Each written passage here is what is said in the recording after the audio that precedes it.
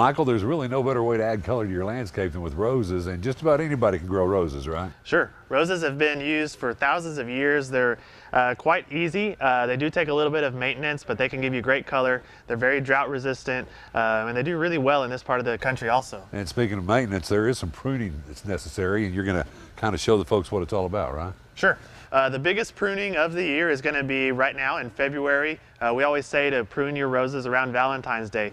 Now the reason for that is that pruning is going to stimulate new growth. So you don't want to do it, say, in the middle of winter and the fall, because that new growth can come on, and if we get a really hard freeze, it can actually damage the new growth. So Sure. You want to do it right before it's going to warm up for spring, and that's going to really give your roses the best amount of performance. Have you ever been up to a house that maybe where they haven't taken care of their rose bush and it's 10 feet tall and it's only got one branch and it just looks ugly?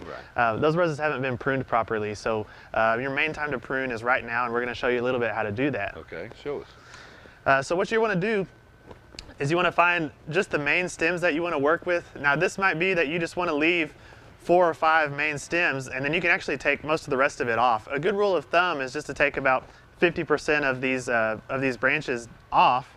And that's just going to open up the middle of the plant. And then what else you can do is find where there are little buds coming off of it. And if the buds are facing outwards, then you want to cut just above that bud that's facing outwards, because that bud is going to make a new branch, and you want to promote the growth going outwards instead of going up into the middle of the plant.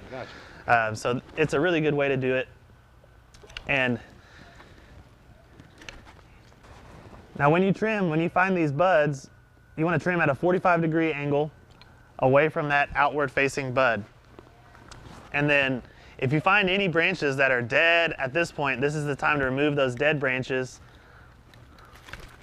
and then leave your healthy branches.